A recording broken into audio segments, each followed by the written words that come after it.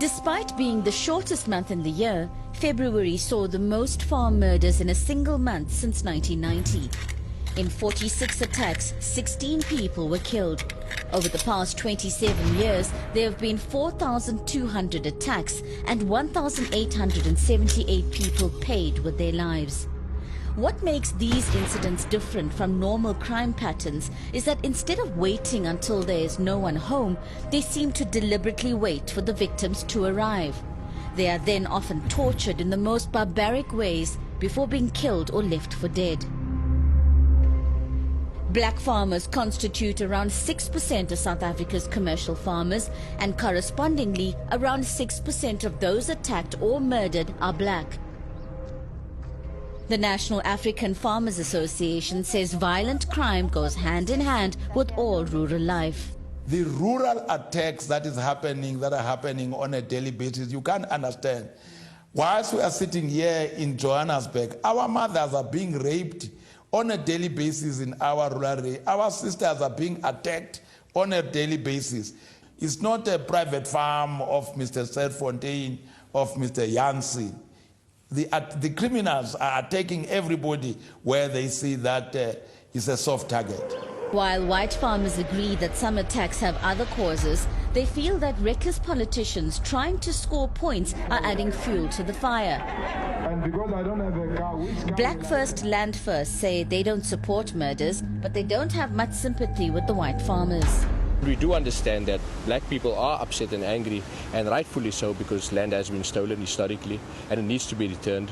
And so if black people are responding to that violence with violence, then they are well in their rights to take back land by any means necessary. Inciting violence is one thing, but hiring assassins is another. We received a copy of a very interesting conversation between a national intelligence agent and a so-called general of the notorious prison gang, the 28s. He spent more than 20 years in jail for farm murders and was released in December. Hulle het my ook gesê binnekant wanneer ek uitkom, dan moet ek kontak maak met Julius Malema, die ou van Limpopo, van die EFF. Want hy was ook nou hier, nou in September. Toe was Julius Malema, toe was ek by Pretoria, New York. Toe kom hy daar by New York, toe vra hy daar, toe sê hy daar, wanneer julle bendes wil goue span hê, wanneer julle wil 'n span hê, kom check my by Limpopo. Ek kan julle span gee, wat ek julle gaan gee daar is 'n balaclava, 'n gun en cash. Want hy sê daar hy steun die boere. Die Julius Malema. Hy sê jy moet net vir my 'n paar moorde pleeg op boere plase. We invited Mr. Malema to respond to us either on camera or in writing, but simply received a one-line reply from the EFF stating that the CIC is not available to take the interview due to his busy schedule. This very serious accusation is still unverified, but until Julius Malema responds, it remains extremely worrying. Farnes Farms in Levubu in the Soutpansberg. His neighbor was murdered recently. Hy het hier opgery op pad na sy huis toe. Waar op sy bakkie gespring het, min of meer hier. En hom met 'n mes begin steek deur die venster wat oop was, hier in sy skouer. Hy het teruggestoot en toe hy met spoed weggetrek daar en die stuurwiel het gesluit. En tot stilstand gekom daar waar my voertuig staan. Hulle het hom daar uitgehaal uit sy voertuig uit. Hulle het hom teruggesleep, al die pad terug, so omtrent 50 meter van waar die bakkie staan. The children were still too traumatized to speak to us. They're trying to get the farm going again. One of the first farm murders in the region happened in the Bandelierkop district. Ernest Breitenbach now lives in the same house his dad lived in before him. They actually put the number plate of the bakkie at his feet and the stoplights. They tied it to his feet with electrical wire, and as well as the front flicker lights. They also tied on both sides of his head, and they actually left him like that. All the farmers in the area helped to search for his dad. My one cousin that was also with me, he actually came from the front, and when I saw my father, I actually fainted. This happened 19 years ago, but Ernest will never forget that day.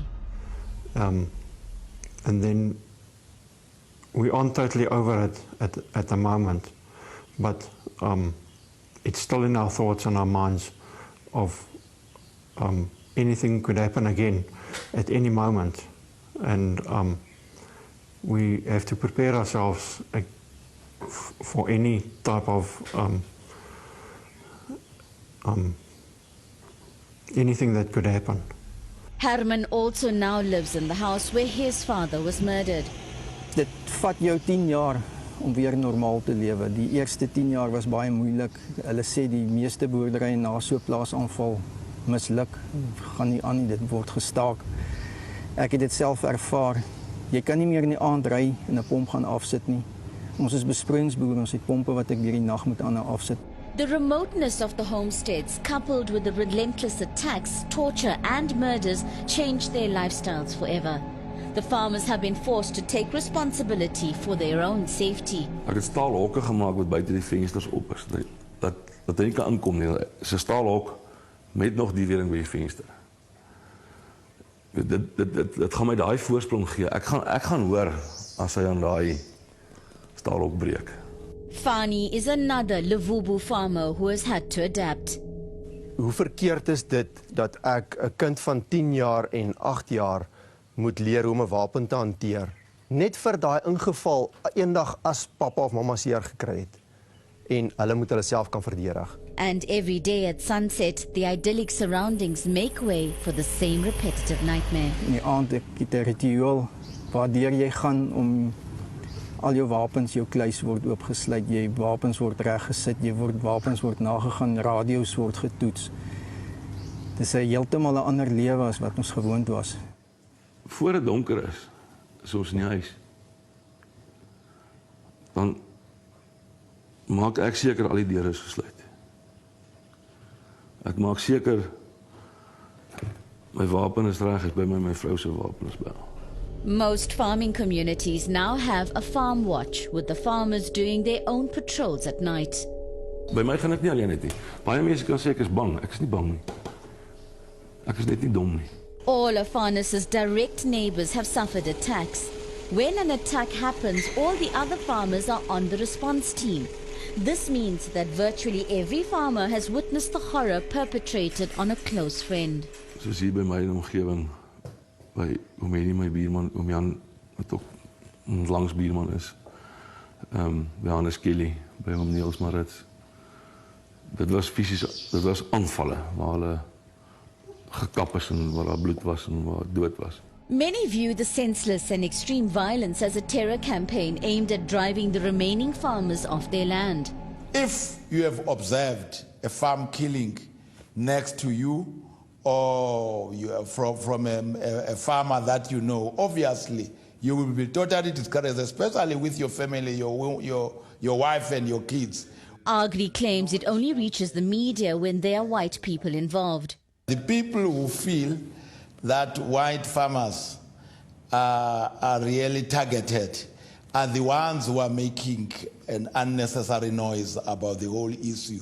We don't see this as a... Well, of course, any crime, we take it as just any other crime. To many farmers, their occupation is a calling, and central to that is our food security. Henry Heldenhuis from Tau SA says we will all feel the loss eventually.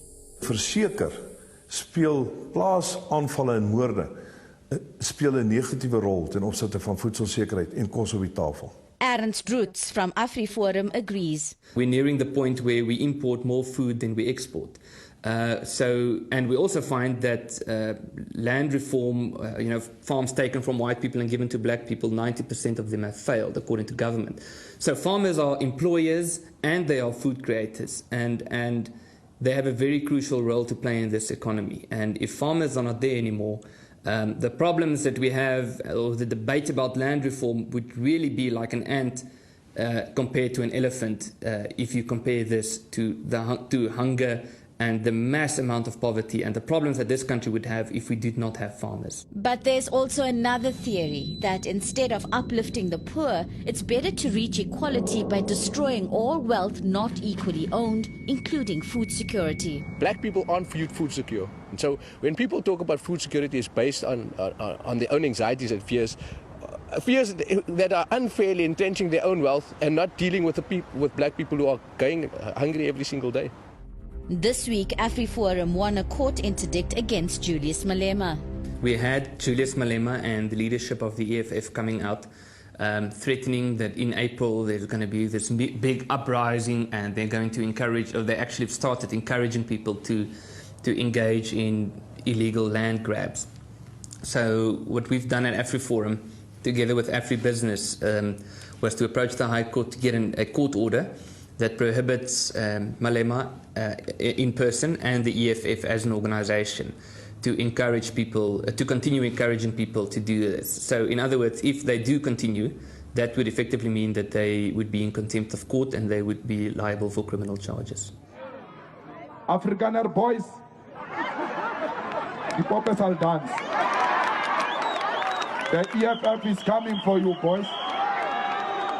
Afrikaner boys, the ANC has made you to think this thing is still Orange Free State. This thing is not Orange Free State. This is Free State. When we take over power, Afrikaner males, you will know your place. One cannot just run away from anything. If you are born into it, that's the way it has to happen. Hier is my plaas, hier is my lewe, dis my passie. Hoekom moet ek my passie opgee vir so iets? Ek wil nie iets anders doen nie. Ek is hier, ek boer. Dis my lewe. Dis my lewe, Liverpool is my plek.